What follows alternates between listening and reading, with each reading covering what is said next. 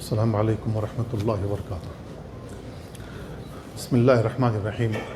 الحمد للہ رب العالمین، والصلاة والسلام علی اشرف الانبیاء والمرسلین، نبینا محمد وعلی آلہ وصحبہ اجمعین۔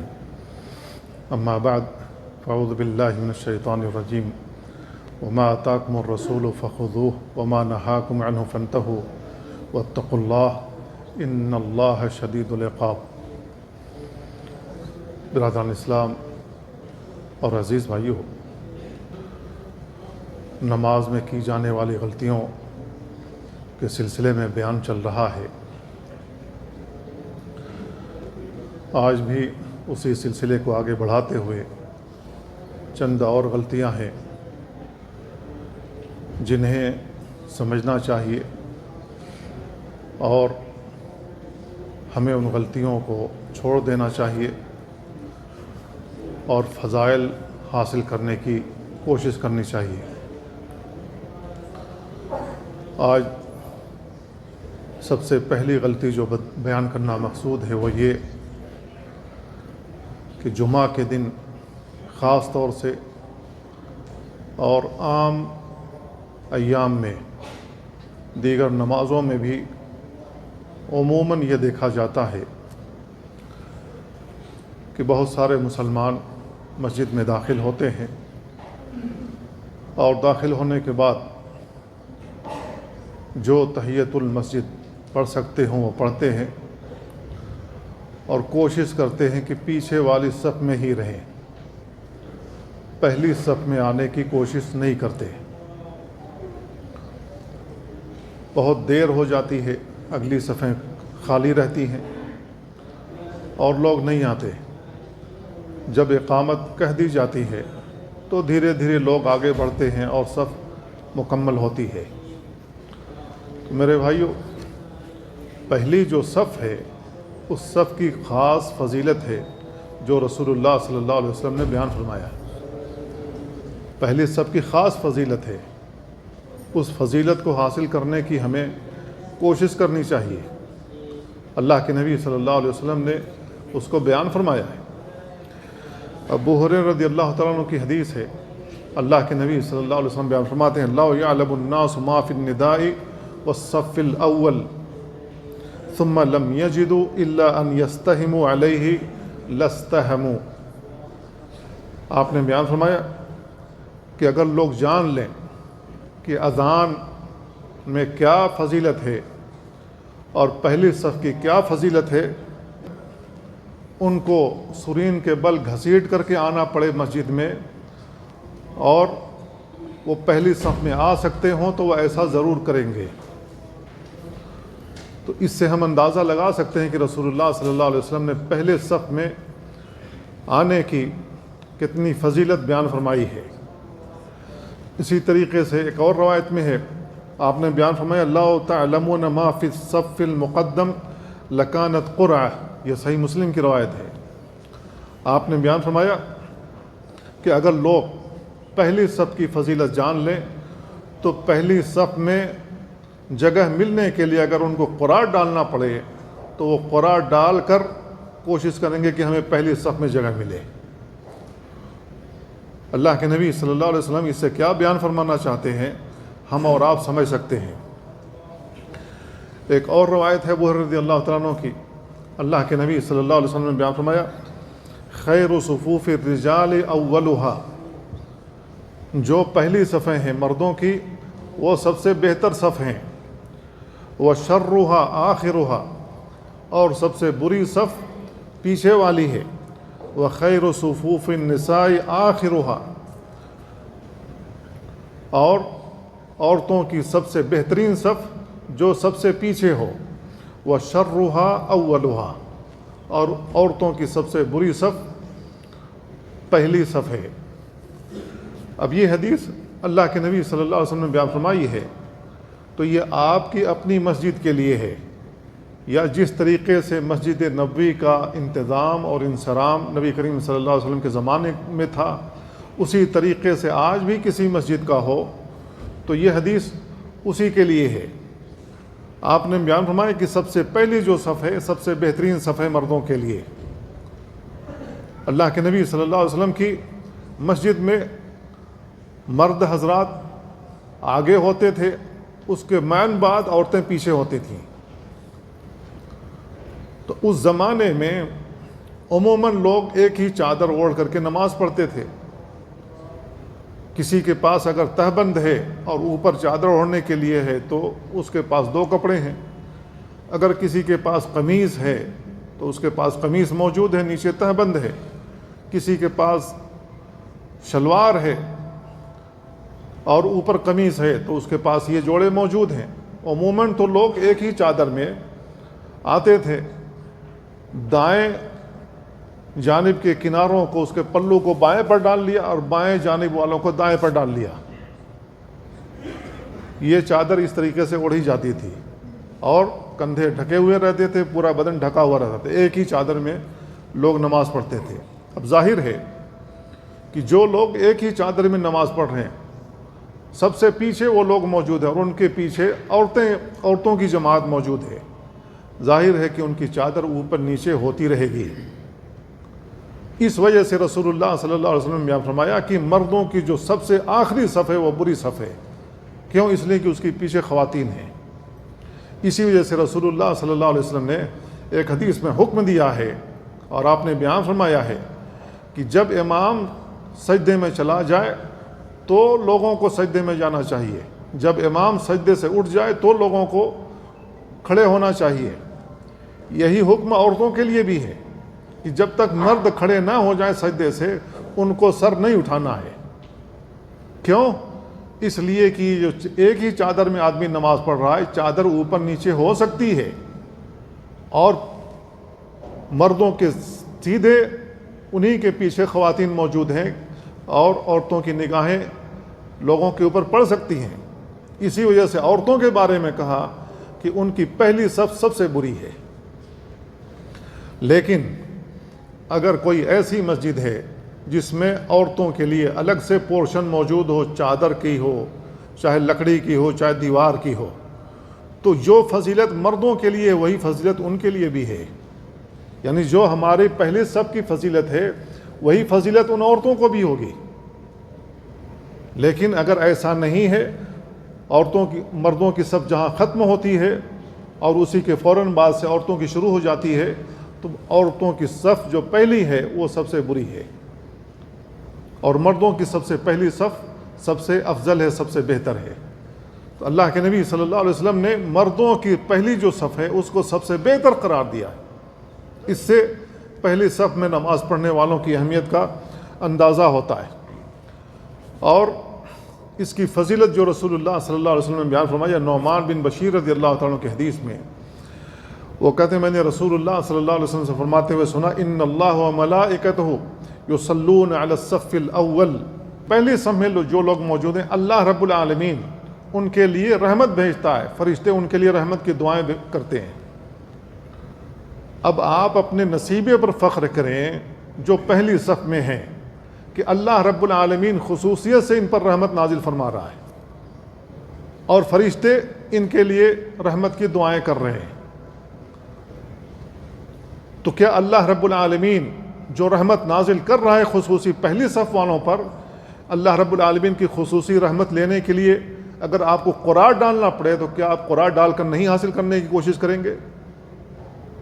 اللہ کے نبی صلی اللہ علیہ وسلم نے کتنی اہم بات بیان فرمائی ہے اور بہت سے لوگ اس سے محروم ہیں، سوچتے ہیں کہ پیچھے ہی رہنا پڑے، جمعہ کے دن زیادہ کوشش کرتے ہیں کہ پیچھے ہی بیٹھنا پڑے، آگے نہ جانا پڑے، جبکہ آگے بہت ساری جگہیں خالی پڑی رہتی ہیں، لیکن لوگ آگے نہیں جاتے، پیچھے ہی جگہ اس انداز سے گھیر لیتے ہیں کہ آگے گویا کی جگہ ہی نہیں، حالانکہ آگے بہت ساری جگہیں موجود ہیں۔ کیوں ایسا کرتے ہیں؟ اس لیے کہ امام صاحب جو ہی سلام پھیرے ہمیں بھاگنے کا پہلے موقع ملے۔ سنت تو پڑھنا نہیں ہے کیونکہ سنت کی نہ اہمیت جانتے ہیں اور نہ سنت کبھی پڑھنا جانتے ہیں، بعد میں آئے تو بھی وہیں، پہلے آئے تو بھی وہیں۔ تو میرے بھائیو یہ غلطی ہے۔ اگر مسلمان جان جائیں کہ پہلی صف کی کیا فضیلت ہے تو کوشش کریں گے پہلے آنے کی تاکہ ہمیں پہلی صف میں جگہ مل سکے۔ اسی طریقے سے بہت ساری جگہوں پر یہ دیکھا جاتا ہے کہ پہلی صف میں جب لوگ نہیں آتے ہیں اور بچے موجود ہوتے ہیں تو بچے ہی آ کر کے امام کے پیچھے کھڑے ہو جاتے ہیں. بہت ساری مسجدوں میں ایسا دیکھا جاتا ہے. چھوٹے چھوٹے بچے امام کے سیدھے پیچھے کھڑے ہو جاتے ہیں. نبی کریم صلی اللہ علیہ وسلم نے اس سے منع فرمایا ہے. کیوں منع فرمایا ہے؟ اس لیے کہ امام کے پیچھے ان لوگوں کو رہنا چاہیے کہ اگر امام کا مثلاً وضو ٹوٹ گیا یا کوئی اس کے ساتھ حادثہ پیش آ گیا، بے ہوش ہو گیا یا کوئی اور بات ہو گئی، تو اب ظاہر ہے کہ یہ جو بچے ہیں جو لائن میں کھڑے ہوئے ہیں، اگر یہ چھوٹے ہیں، نماز پڑھانا نہیں جانتے ہیں، اور یہ امام صاحب بے ہوش ہو گئے ہیں یا ان کے ساتھ کوئی اور مسئلہ ہو گیا ہے اور یہ ان کا وضو ٹوٹ گیا، یہ یہاں سے چلے گئے، تو کون پڑھائے گا نماز؟ اسی وجہ سے رسول اللہ صلی اللہ علیہ وسلم نے بیان فرمایا کہ امام کے پیچھے ان لوگوں کو رہنا چاہیے جو صاحب عقل ہوں، فہم و فراست ہوں، جن کو قرآن یاد ہو، نماز پڑھنا جانتے ہوں اور نماز پڑھانا بھی جانتے ہوں. بہت سارے لوگ ایسے ہوتے ہیں کہ ان کو نماز پڑھانے کا ڈھنگ ہی نہیں ہے. کیسے نماز پڑھانی ہے؟ جہری نماز اگر پڑھانی تو ہمیں کیسے پڑھانی ہے؟ ایک صاحب نے کبھی نماز نہیں پڑھائی تھی، نماز تو پڑھتے تھے لیکن نماز کبھی نہیں پڑھائی تھی، اور ان کو آگے کر دیا گیا نماز پڑھانے کے لیے، تو ان کا پورا بدن ایسے کانپ رہا تھا. جو آدمی کانپ رہا ہو، اس کی زبان کانپ رہی ہو، وہ کیا پڑھے گا اور کیا پڑھائے گا؟ اور نماز پڑھانے کا طریقہ ہوتا ہے، کیسے ہمیں نماز پڑھانی ہے. کسی کو امام بنا دیا جائے، مثلاً دوسری جماعت ہو رہی ہو، کسی کو امام بنا دیا جائے اور مغرب کی نماز ہے، اس کو ہاتھ رکھ کے کہہ بھی دیا جائے کہ تکبیر زور سے بولو، آواز سے تکبیریں کہو، قرات آواز سے کرو. صاحب زبان سے آواز ہی نہیں نکل رہی ہے. اب جہری نماز سری تو نہیں پڑھی جا سکتی نا، جہری نماز تو جہری پڑھی جائے گی. تو مسلمانوں کو کم سے کم نماز پڑھنے اور پڑھانے کا ڈھنگ آنا چاہیے.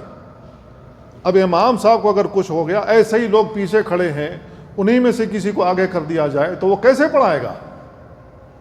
کیا وہ سری پڑھائے گا مغرب کی نماز کو، عشاء کی نماز کو؟ جس کو قرآن صحیح سے یاد نہ ہو، قل واللہ احد بھی صحیح سے پڑھنا نہ آتا ہو، سورہ فاتحہ صحیح سے پڑھنا نہ آتا ہو، اس کو یہاں پر کھڑا کر دیا جائے گا کہ چلو نماز پڑھاؤ لوگوں کو. نبی کریم صلی اللہ علیہ وسلم بیان فرماتے ہیں لیلینی منکم اولو الاحلام والنہا، مجھ سے جو قریب تر رہیں وہ کون لوگ ہوں گے؟ آپ نے بیان فرمایا جو عقل مند ہیں، صاحب فراست ہیں، صاحب علم ہیں، جن کو نماز پڑھانے کا ڈھنگ آتا ہے. ثم الذین یلونہم ثم الذین یلونہم، پھر جو ان سے کمتر ہوں گے، پھر جو ان سے کمتر ہوں گے. یعنی سب سے زیادہ ذی علم لوگ کہاں ہوں گے؟ امام کے پیچھے ہوں گے. کیوں ہوں گے؟ اس لیے کہ امام صاحب کو اگر خدا نہ خواستہ کوئی حادثہ پیش آ جاتا ہے تو انہی میں سے کوئی آگے بڑھے گا اور جا کر کے نماز پڑھا دے گا. تو یہ بہت ساری مسجدوں میں ہماری نگاہیں پڑی ہیں ایسے لوگوں کے اوپر کہ مرد حضرات پیچھے ہیں، بچے لائن سے پیچھے امام کے کھڑے ہوئے. تو یہ سنت کی مخالفت ہے. اللہ کے نبی صلی اللہ علیہ وسلم آگے بیان فرماتے ہیں وَلَا تَخْتَلِفُوا فَتَخْتَلِفَ قُلُوبُكُمْ، تم آپس میں اختلاف نہ کرو ورنہ تمہارے دل میں اختلاف پیدا ہو جائے گا. تو اللہ کے نبی صلی اللہ علیہ وسلم کی جب سنت آ جائے، ہمیں سنت کے مطابق عمل کرنا چاہیے اور کوشش کرنی چاہیے کہ ہمارا ہر عمل سنت کے عین مطابق ہو، کمیت اور کیفیت دونوں لحاظ سے، تاکہ ہمارا عمل قبول ہو اللہ کے ہاں. اللہ رب العالمین ہمارے اس عمل کو قبول فرمائے. برا بن عازب رضی اللہ تعالیٰ عنہ کہتے ہیں کننا اذا صلینا خلف النبی صلی اللہ علیہ وسلم احببنا ان نکون عن یمینہ، جب ہم نبی کریم صلی اللہ علیہ وسلم کے پیچھے نماز پڑھتے تھے تو ہم پسند کرتے تھے کہ ہم آپ کے دائیں جانب ہوں. آپ کے دائیں جانب والی جو پہلی صف ہے اس میں رہنے کی یہ لوگ کوشش کرتے تھے، پسند کرتے تھے کہ ہم وہاں ہوں. کیوں؟ اس لیے کہ سلام پھیرنے کے بعد نبی کریم صلی اللہ علیہ وسلم جب اپنا چہرہ مقتدیوں کی طرف کریں گے تو آپ ایسے بیٹھتے تھے دائیں رخسار ان لوگوں کو دکھائی دے گا، پیچھے والوں کو، ادھر والوں کو نہیں دکھائی دے گا. تو اللہ کے نبی صلی اللہ علیہ وسلم کے چہرے کا دیدار ہو جائے، آپ کے رخسار پر ہماری نظر پڑ جائے تو وہ اس کو پسند کرتے تھے. تو میرے بھائیو اس حدیث سے اندازہ ہوتا ہے کہ دائیں صف والوں کی خصوصی فضیلت ہے، اس لیے کہ امام صاحب چہرہ کر کے جب نماز ختم ہوتی ہے تو ادھر ہی بیٹھتے ہیں۔ تو اللہ کے نبی صلی اللہ علیہ وسلم کی یہ چند سنتیں ہیں، اس کے علاوہ بہت ساری سنتیں اسی سلسلے میں ہیں، بہت ساری احادیث ہیں، آپ اس کو مطالعہ کریں، اس کو پڑھیں اور دیکھیں کہ اللہ کے نبی صلی اللہ علیہ وسلم نے مزید کیسی کیسی فضیلتیں بیان فرمائی ہیں اور کیا کیا بیان فرمایا ہے۔ اسی طریقے سے غلطیوں میں سے ایک غلطی یہ بھی ہے، خاص طور سے جمعہ کے دن یہ دیکھا جاتا ہے جب صفیں بھر جاتی ہیں تو پلروں کے درمیان جو جگہ ہوتی ہے، چاہے تھوڑی ہو چاہے زیادہ ہو، بہت ساری پلر ایسے دیکھے ہم نے اپنی آنکھوں سے جس میں 2-3 آدمی ہی کھڑے ہو سکتے ہیں، تو اسی کو غنیمت جانتے ہوئے اسی میں کھڑے ہو گئے، اور کچھ پلر دور دور ہوتے ہیں تو جس میں 10-15 لوگ کھڑے ہو سکتے ہیں تو وہاں کھڑے ہو گئے۔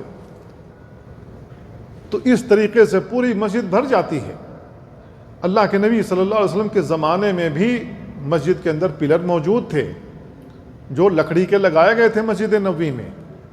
اب صحابہ کرام کیسے عمل کرتے تھے، احادیث کی روشنی میں اسے سمجھنے کی آپ کوشش کریں۔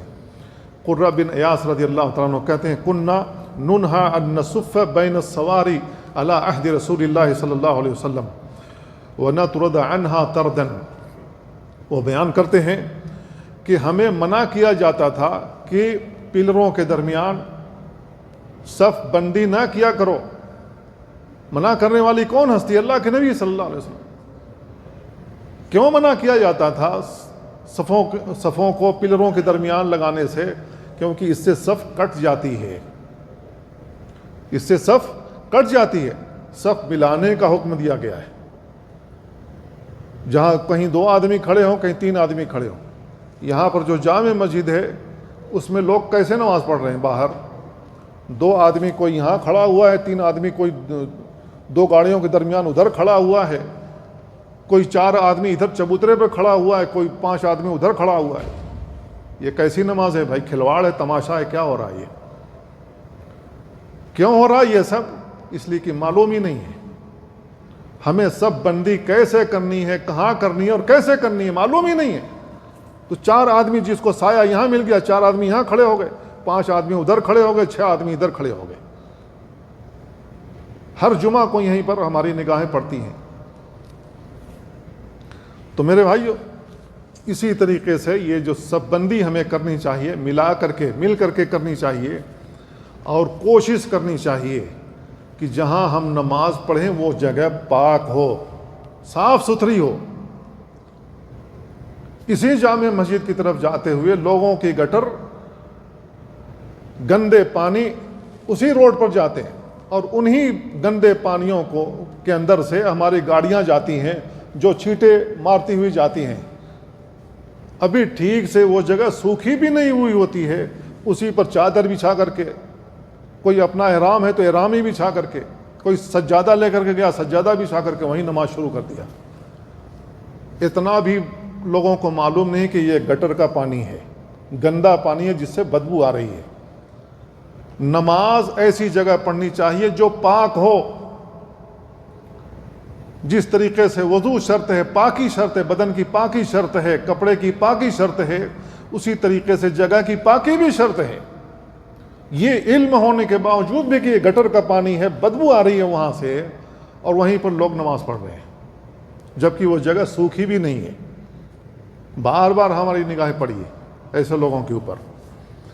تو میرے بھائیو ہمیں دیکھنا چاہیے کہ ہم سے کیسی کیسی غلطیاں ہوتی ہیں۔ ایسا کیوں ہو رہا ہے؟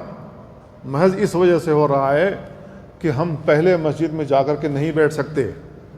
ہم کو وہی عادت پڑی ہوئی کہ جب تک اقامت نہیں سنائی دے گی ہم اپنے گھر سے نہیں نکلیں گے۔ یہ ہماری صورتحال ہے۔ ایسے لوگوں کا کیا جمعہ ہوتا ہوگا؟ نبی کریم صلی اللہ علیہ وسلم نے بیان فرمایا کہ جو پہلے وقت میں آتا ہے جمعہ کی نماز پڑھنے کے لیے، اس کو 1 اونٹ ذبح کرنے کا ثواب ملتا ہے۔ جو دوسرے وقت میں آتا ہے اس کو 1 گائے ذبح کرنے کا ثواب ملتا ہے، پھر 1 بکرے کا، پھر 1 مرغے کا، پھر 1 انڈے کا، اس کے بعد کچھ نہیں۔ اب جو لوگ اقامت سن کر کے جا رہے ہیں جمعہ پڑھنے کے لیے، ان کو کیا مل رہا ہوگا؟ کیا ان کی حاضری لگتی ہوگی؟ جبکہ جمعہ کے دن فرشتے حاضر ہوتے ہیں، مسجد کے ہر گیٹ پر رجسٹر کھولے ہوئے موجود رہتے ہیں، مسجد میں جو شخص داخل ہو رہا ہے اس کا نام لکھتے ہیں۔ اب اقامت ہونے کے بعد آپ گھر سے نکل رہے ہیں، آپ کا نام رجسٹر میں آیا ہی نہیں، کیونکہ وہ رجسٹر بند کر دیتے ہیں جب امام خطیب صاحب خطبہ دینے کے لیے ممبر پر تشریف لاتے ہیں، ان کا رجسٹر بند ہو جاتا ہے، اس کے بعد جو بھی آئے ان کا نام نہیں لکھا جاتا۔ ہمیں حاضری لگوانے کی بھی فکر نہیں ہے کہ ہماری حاضری لگ جائے، اور شرکات میں جہاں ہم کام کرتے ہیں وہاں ہم کوشش کرتے ہیں کسی بھی طریقے سے ہمارا پنچ وہاں لگ جائے۔ میں تو لیٹ ہو گیا ہوں لیکن میرا جو کارڈ ہے وہ اپنے دوست کو دے دیتا ہوں تاکہ وہ لے جا کر کے وہاں پنچ کر دے، ٹائم سے ہمارا پنچ ہو گیا، میں بعد میں آرام سے آتا رہوں گا۔ وہی صورتحال جمعہ کی بھی ہے میرے بھائی، شرکات سے بھی خراب جگہ ہے اللہ رب العالمین کی عبادت کی یہ جگہ ہیں جہاں ہمیں پنچ لگانے کی، انگوٹھا لگانے کی کوئی فکر نہیں ہے۔ تو ہم کہاں جا رہے ہیں؟ نبی کریم صلی اللہ علیہ وسلم کی سنت سے کتنی دور ہو رہے ہیں، ہمیں سمجھنا چاہیے۔ عبد الحمید بن محمود کہتے ہیں صلیت مع انس بن مالک رضی اللہ عنہ، میں نے انس بن مالک رضی اللہ تعالیٰ عنہ کے ساتھ نماز پڑھی جمعہ کے دن، یوم الجمعہ، جمعہ کے دن میں نے نماز پڑھی۔ فدفعنا الی السواری، تو مسجد کے اندر بھیڑ ہو گئی، لوگوں نے دھکا دیا صفیں پوری کرنے کے لیے، تو ہمیں دھکا دیا گیا اور ہمیں جگہ ملی دو کھمبوں کے درمیان، دو پلروں کے درمیان۔ تو کہتے ہیں کہ فتقدمنا وتأخرنا، ہم اس سے کچھ آگے ہوئے کچھ پیچھے ہوئے۔ کیوں؟ اس لیے کہ نبی کریم صلی اللہ علیہ وسلم نے منع فرمایا ہے دو کھمبوں کے درمیان نماز پڑھنے سے، تو ہم کچھ آگے پیچھے ہو گئے تاکہ یہ نہ ثابت ہو سکے کہ ہم دونوں پلروں کے درمیان، دونوں کھمبوں کے درمیان نماز پڑھ رہے ہیں۔ قال انس رضی اللہ عنہ کہتے ہیں کننا نتقی ھذا علی عہد رسول اللہ صلی اللہ علیہ وسلم، رسول اللہ صلی اللہ علیہ وسلم کے زمانے میں ہم اس سے بچا کرتے تھے۔ اور یہاں ہمارے صورتحال 5-7 لوگ اگر پلروں کے درمیان کھڑے ہونے کی جگہ مل گئی تو وہیں کھڑے ہو گئے، اس کو غنیمت سمجھتے ہیں، حالانکہ یہ سنت کی مخالفت، ہمیں اس سے بچنا چاہیے۔ عبداللہ بن مسعود رضی اللہ عنہ کہتے ہیں لا تصفوا بین السواری، کھمبوں کے درمیان سب بندی نہ کیا کرو۔ صحابی رسول عبداللہ بن مسعود رضی اللہ تعالیٰ عنہ یہ منع کرتے ہیں کہ کھمبوں کے درمیان سب بندی نہ کیا کرو۔ اب ان تمام احادیث سے یہ اندازہ ہوتا ہے کہ ہمیں سب بندی کھمبوں کے درمیان نہیں کرنی چاہیے۔ ہمارے یہاں بہت ساری مسجدیں بنی ہوتی ہیں، کوئی کھمبے قریب قریب ہوتے ہیں تو وہیں 2-4 آدمی کے لیے جگہ تو وہیں کھڑے ہو گئے۔ میرے بھائیو اس سے بچنا چاہیے۔ انس بن مالک رضی اللہ تعالیٰ عنہ بیان کرتے ہیں ان النبی صلی اللہ علیہ وسلم و ابا بکر و عمر كانوا يفتتحون الصلاة بالحمد للہ رب العالمین، اللہ کے نبی صلی اللہ علیہ وسلم کے بارے میں بیان کرتے ہیں انس بن مالک رضی اللہ تعالیٰ عنہ کہ اللہ کے نبی صلی اللہ علیہ وسلم، ابو بکر و عمر اپنی نماز کی شروعات کرتے تھے، یعنی قرات کرتے تھے سورہ فاتحہ کے ذریعے سے الحمدللہ پڑھ کر کے۔ تو اس روایت سے اندازہ ہوتا ہے کہ اس سے پہلے جو بسم اللہ الرحمن الرحیم ہے اس سلسلے میں علماء کے درمیان اختلاف ہے کہ بسم اللہ الرحمن الرحیم سورہ فاتحہ کا جز ہے یا جز نہیں ہے، جبکہ یہ قرآن مجید کی ایک مستقل آیت ہے۔ شواف اس کو سورہ فاتحہ کا ایک حصہ مانتے ہیں، ایک آیت مانتے ہیں، اسی وجہ سے شواف جب نماز پڑھائیں گے تو بسم اللہ الرحمن الرحیم ویسے ہی زور سے پڑھیں گے جیسے سورہ فاتحہ پڑھتے ہیں۔ وہ بسم اللہ الرحمن الرحیم زور سے پڑھیں گے، اس کے بعد سورہ فاتحہ پڑھیں گے۔ تو اس روایت سے اندازہ ہوتا ہے جو جامع ترمذی کی ہے، بخاری کی ہے، کہ اللہ کے نبی صلی اللہ علیہ وسلم ابو بکر و عمر اپنی نماز کی جو شروعات کرتے تھے وہ سورہ فاتحہ کے ذریعے کیا کرتے تھے۔ ایک روایت میں ہے صلیت مع رسول اللہ صلی اللہ علیہ وسلم و ابی بکر و عمر و عثمان، میں نے رسول اللہ صلی اللہ علیہ وسلم، ابو بکر و عمر اور عثمان کے ساتھ نماز پڑھی، فلم اسمع احدا منہم یقرأ بسم اللہ الرحمن الرحیم، میں نے ان میں سے کسی سے نہیں سنا کہ انہوں نے بسم اللہ الرحمن الرحیم زور سے پڑھا ہو۔ جس طریقے سے سورہ فاتحہ پڑھی جاتی ہے اس طریقے سے انہوں نے قرات کی ہو بسم اللہ الرحمن الرحیم کی، کہتے کہ میں نے نہیں سنا۔ ایک اور روایت کے الفاظ ہیں فَكَانُوا لَا يَجْهَرُونَ بِبِسْمِ اللَّهِ الرَّحْمَنِ الرَّحِيمِ، یہ لوگ بسم اللہ الرحمن الرحیم کو جہرن نہیں پڑھتے تھے، اور دوسری روایت کے الفاظ ہیں وَكَانُوا يُسِرُّونَ بِبِسْمِ اللَّهِ الرَّحْمَنِ الرَّحِيمِ، یہ لوگ نبی کریم صلی اللہ علیہ وسلم، ابوبکر، عمر، عثمان، یہ لوگ بسم اللہ الرحمن الرحیم سری پڑھا کرتے تھے۔ سری پڑھنا چاہیے، کیوں؟ اس لیے کہ سورہ فاتحہ ایک سورت ہے، جب سورت پڑھی جائے، کوئی بھی سورت کی ابتدا کریں تو بسم اللہ الرحمن الرحیم کے ذریعے سے، اور اس سے پہلے اعوذ باللہ پڑھنا چاہیے، کیونکہ ہم قرآن مجید کی ابتدا کر رہے ہیں۔ فَإِذَا قَرَأْتُ الْقُرْآنَ فَاسْتَعِذْ بِاللَّهِ مِنَ الشَّيْطَانِ الرَّجِيمِ، جب قرآن مجید ہم پڑھیں تو اللہ کی پناہ طلب کر لینی چاہیے شیطان رجیم کے شر سے۔ تو پہلے اعوذ باللہ، اس کے بعد بسم اللہ الرحمن الرحیم پڑھ کر کے سورہ فاتحہ جہراً پڑھنا چاہیے، یہ رسول اللہ صلی اللہ علیہ وسلم کی سنت ہے۔ اللہ کے نبی صلی اللہ علیہ وسلم ہر آیت کو، سورہ فاتحہ کی ہر آیت کو، اس کے بعد جو بھی سورت پڑھنا ہو یا جو بھی آیت پڑھنا ہو، اللہ کے نبی صلی اللہ علیہ وسلم ایک ایک آیت کر کے پڑھتے تھے، اسے الگ الگ کر کے پڑھتے تھے۔ ہمارے مسجدوں میں جس طریقے سے نماز پڑھائی جا رہی ہے، وہ زیادہ سے زیادہ 2 سانسوں میں سورہ فاتحہ ختم، اور بہت سی مسجدیں ایسی ہیں جن میں ایک ہی سانس میں سورہ فاتحہ ختم۔ اور تراویح کی نماز ہوتی ہو یا اس کے علاوہ شبینہ ہوتا ہو، شبینہ کے موقع پر امام صاحب کیا پڑھ رہے ہیں، کب ان کی سورہ فاتحہ ختم ہوگی، سننے والا سنتا ہی رہ جاتا ہے کہ یہ سورہ فاتحہ کب ختم ہوئی، اور وہ کب دوسری آیتیں یا دوسری صورتیں پڑھنا شروع کر دیا، پتہ ہی نہیں لگتا ہے۔ تو میرے بھائیو، یہ قرآن مجید کا احترام نہیں ہے۔ قرآن مجید کا احترام یہ ہے وَرَتِّلِ الْقُرْآنَ تَرْتِيلًا، قرآن مجید کو ترتیل سے پڑھنا چاہیے، اور ترتیل یہ ہے کہ ایک آیت پر ٹھہر ٹھہر کر پڑھنا چاہیے۔ الحمدللہ رب العالمین ٹھہر جائیں وہاں پر، پھر اس کے بعد الرحمن الرحیم وہاں ٹھہر جائیں۔ تو اس طریقے سے ہمیں ٹھہر ٹھہر کر پڑھنا چاہیے۔ اللہ رب العالمین کا حکم یہی ہے، اور رسول اللہ صلی اللہ علیہ وسلم کا عمل بھی یہی ہے۔ جیسا کہ ام سلمہ رضی اللہ تعالیٰ عنہ سے سوال کیا گیا، سئلت ام سلمہ رضی اللہ عنہا عن قراءۃ رسول اللہ صلی اللہ علیہ وسلم، اللہ کے نبی صلی اللہ علیہ وسلم کیسے پڑھتے تھے نماز میں سورہ فاتحہ وغیرہ، اس سلسلے میں ان سے پوچھا گیا تو وہ کہتے ہیں کان یقطع قراءتہ آیۃ آیہ، اللہ کے نبی صلی اللہ علیہ وسلم ایک ایک آیت پر ٹھہر ٹھہر کر پڑھتے تھے۔ بسم اللہ الرحمن الرحیم انہوں نے پڑھا، پڑھنے کے بعد پھر اس کے بعد کہا کہ الحمدللہ رب العالمین الرحمن الرحیم، ٹھہر ٹھہر کر کے۔ تو نبی کریم صلی اللہ علیہ وسلم کی یہ سنت ہے، ہمیں ٹھہر ٹھہر کر پڑھنا چاہیے۔ اب ہمارے اماموں کو یہ بھی نہیں معلوم ہے کہ اللہ کے نبی صلی اللہ علیہ وسلم ترتیل سے پڑھتے تھے، ٹھہر ٹھہر کر پڑھتے تھے، اور یہ کوشش کرتے ہیں کہ ایک ہی سانس میں سورہ فاتحہ ختم ہو جائے، اور جو ہی سورہ فاتحہ ختم ہو جائے لوگوں کو سورہ فاتحہ پڑھنے کا موقع نہ ملے، اس کے بعد کی جو سورت پڑھنا، جو آیت پڑھنا، وہ شروع ہو جاتے ہیں، لوگوں کو ٹائم ہی نہیں دیتے ہیں کہ وہ کچھ پڑھ سکیں۔ تو میرے بھائی، یہ سنت کی مخالفت ہے، یہ سنت کی مخالفت ہے۔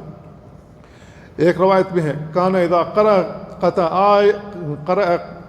آیۃ آیہ، جب رسول اللہ صلی اللہ علیہ وسلم قرات کرتے تھے تو ایک ایک آیت پڑھتے تھے، ٹھہر ٹھہر کر کے پڑھتے تھے۔ یقول بسم اللہ الرحمن الرحیم ثم یقف، اللہ کے نبی بسم اللہ الرحمن الرحیم پڑھتے تھے، پھر ٹھہر جاتے۔ ثم یقول الحمدللہ رب العالمین ثم یقف، اللہ کے نبی سورہ فاتحہ پڑھتے تھے، پھر اس کے بعد ٹھہر جاتے تھے۔ ثم یقول الرحمن الرحیم ثم یقف، الرحمن الرحیم پڑھتے پھر ٹھہر جاتے تھے۔ تو اب اس طریقے سے ٹھہر ٹھہر کر جو شخص پڑھے گا تو پیچھے والوں کو صحیح طریقے سے سنائی بھی دے گا، اور جن کو نہ یاد ہو ان کو یاد بھی ہو جائے گا۔ اب ایک ہی سانس میں جو سورہ فاتحہ پڑھ رہا ہو یا آیتیں پڑھ رہا ہو، سننے والوں کو یہ سمجھ میں نہیں آیا کہ سورہ فاتحہ ختم کب ہوئی، امام صاحب نے سورہ فاتحہ کب ختم کی، ان کو یہی نہیں سمجھ میں آیا، ان کو یاد کہاں سے ہوگا۔ ایک صحابی بیان کرتے ہیں کہ اللہ کے نبی صلی اللہ علیہ وسلم خطبے میں، جب جمعہ کا خطبہ دیتے تھے، سورہ قاف پڑھتے تھے، سورہ قاف جمعہ کے خطبے میں تلاوت فرماتے تھے۔ وہ کہتے ہیں کہ سورہ قاف اللہ کے نبی صلی اللہ علیہ وسلم ہر جمعہ کو پڑھتے تھے، اس وجہ سے مجھے سورہ قاف اللہ کے نبی کی زبان یاد ہو گیا، صرف سن سن کر کے یاد ہو گیا۔ تو میرے بھائی، ہمیں کوشش کرنی چاہیے کہ ہمارا ہر عمل سنت کے عین مطابق ہو، جبکہ بہت سارا ہمارا عمل سنت کے عین مطابق نہیں ہوتا ہے۔ ہم قرآن مجید بھی پڑھتے ہیں، سورہ فاتحہ ہی کو لے لیجئے، سورہ فاتحہ پڑھنے میں ہم سے کتنی زیادہ غلطی ہوتی ہے، کتنی زیادہ غلطی ہوتی ہے۔ بہت سارے لوگ الذین ہے صراط الذین انعمت علیہم، تو زال ہے وہاں پر، اب اس کو زا کے ساتھ پڑھتے ہیں صراط الذین. یہ زال کہاں سے، زا کہاں سے آ گیا بھائی؟ زال کی آواز زے سے کیسے تبدیل ہو گئی؟ اسی طریقے سے الحمدللہ رب العالمین بڑا ہا کے ساتھ ہے، الحمدللہ ہے. بہت سارے لوگ نماز پڑھا رہے ہوں گے الحمدللہ ہے چھوٹی ہا کے ساتھ، تو جو ہا ہے وہ ہا نہیں ہے، جو ہا ہے وہ ہا نہیں ہے. لوگ غلطی کر رہے ہیں سورہ فاتحہ پڑھنے میں. اسی طریقے سے ایاک نعبد و ایاک نستعین میں یا کے اوپر شدہ ہے، تشدید ہے، اس کے اوپر زبر ہے. ایاک ہمیں پڑھنا چاہیے، ایاک. بہت سارے لوگ ایاک نعبد و ایاک نستعین اس طریقے سے پڑھتے ہیں. میرے بھائیو ایاک اگر پڑھتے ہیں تو ایسی صورت میں الیاک کس کو کہتے ہیں؟ ضوء الشمس، یہ سورج کی جو روشنی اس کو الیاک بولتے ہیں. تو ہاں ایاک نعبد کا معنی یہ ہے کہ اللہ ہم تیری ہی عبادت کرتے ہیں. یہاں سورج کی روشنی کہاں سے آ گیا بھائی؟ ہم صحیح تلفظ سے قرآن مجید نہ پڑھ سکیں تو معنی چینج ہو جاتا ہے، تبدیل ہو جاتا ہے. زیر زبر کی وجہ سے ہم معنی چینج ہو جاتا ہے، تبدیل ہو جاتا ہے. صراط الذین انعمت علیہم ہے، اگر کوئی انعمت کو انعمت علیہم کہہ دے یہ تو کفر ہو سکتا ہے، کیونکہ انعام کرنے والی، جو لوگوں کے اوپر انعام کرنے والی ہستی وہ اللہ رب العالمین ہے. اور یہاں آدمی سورہ فاتحہ پڑھتے ہوئے کہہ رہا کہ میں نے انعام کیا. اس نے کون سا انعام کیا بھائی؟ اس نے کون سا انعام کیا؟ تو زبر زیر کے چینج سے بھی معنی تبدیل ہو جاتا ہے. اگر حروف کی ادائیگی صحیح طریقے سے نہ کریں تو بھی معنی چینج ہو جاتا ہے. اس لیے میرے بھائی قرآن مجید کو تجوید کے ساتھ پڑھنے کی کوشش کریں کہ ہم اپنا قرآن مجید کسی ایسے آدمی سے پڑھ لیں جس کو قرآن صحیح پڑھنا آتا ہے. بچپن میں رواج یہی تھا کہ چھوٹے بچے کسی کے گھر میں جاتے تھے، کوئی خاتون ہوتی تھی یا کوئی آدمی ہوتا تھا، وہ بچوں کو قرآن پڑھانا سکھاتا تھا، الف با تا سا، اور جیسا پڑھاتا تھا ویسے لوگ پڑھتے تھے. اور ایسے پڑھے ہوئے لوگ ان کو پتہ ہی نہیں لگتا ہے کہ میں پڑھ کے آ رہا ہوں. غلطی زیادہ تر وہی لوگ کر رہے ہیں. تو میرے بھائیو قرآن مجید کوئی عام کتاب نہیں ہے جس میں غلطی چل سکتی ہو. اس کے حروف، ہر حروف کے بدلے آپ کو نیکی ملتی ہے. اس کا ہر حرف پڑھنا عبادت ہے، آپ کو ثواب ملتا ہے. معنی ہی چینج کریں گے تو اللہ ثواب کیا دے گا آپ کو؟ الٹا تو گناہ ہو جائے گا، بلکہ کفر ہو سکتا ہے. کوئی ایسی چیز چینج کر دیں تو اس سے کفر بھی ہو سکتا ہے. تو میرے بھائیو قرآن مجید کا اہتمام ہمیں کرنا چاہیے. کوشش کریں کہ ہم قرآن مجید پڑھیں اور کسی قاری صاحب کو بلا کر کے ہم اپنی تصحیح کروا لیں. کم سے کم سورہ فاتحہ تو صحیح کر لیں، اتنی تو کوشش کریں. تصحیح تلاوہ کے نام سے مساجد میں کوشش کی جاتی ہے کہ آؤ بھائی تصحیح تلاوہ کے لیے. تصحیح تلاوہ کا کیا مطلب ہے؟ جس کے سورہ فاتحہ صحیح پڑھنا نہ آتا آؤ بھائی یہاں ٹھیک کرواتے ہیں. تو ہمارے لوگوں کو اسی میں شرم آتی ہے کہ ہم سے کوئی غلطی ہوگی تو منہ پر ٹوک دیں گے. اب ہمیں ٹوکا جائے ہمیں برداشت نہیں ہے. حالانکہ یہ علم ہے، علم میں کوئی شرمندگی نہیں ہونی چاہیے. علم حاصل کرنے میں اگر شرمندگی کی جائے تو پھر آپ علم حاصل نہیں کر سکتے. یہ قرآن مجید پڑھنا علم ہے. تو کوشش کریں کہ اگر آپ کی سورہ فاتحہ میں غلطی ہو رہی ہو، کوشش کریں کسی قاری صاحب کے پاس بیٹھ کر کے جہاں بھی تحفیظ کا نظام ہو کہ میرے ایک مرتبہ سورہ فاتحہ سن لیجئے، یہ صحیح ہے یا صحیح نہیں ہے. اتنا تو کر سکتے ہیں کہ نہیں کر سکتے؟ اس مسجد میں تحفیظ کا نظام ہے، کم سے کم کسی بھی قاری صاحب کے پاس بیٹھ کر کے کہیں کہ ایک مرتبہ میری سورہ فاتحہ سن لیجئے. کر سکتے ہیں نہیں کر سکتے؟ میرے بھائیو یہ بیداری آنی چاہیے، یہ بیداری آنی چاہیے. کوشش کرنی چاہیے کہ ہم سورہ فاتحہ اور دیگر صورتیں جو چھوٹی چھوٹی جو عموماً نمازوں میں ہم پڑھتے ہیں اس میں غلطی نہ ہو. اللہ تعالیٰ سے دعا اللہ ہمیں ان باتوں کو سمجھنے اور ان پر عمل کرنے کی توفیق عطا فرمائے. وصلی اللہ وسلم علی نبینا محمد وعلی آلہ وصحبہ اجمعین. السلام علیکم ورحمۃ اللہ.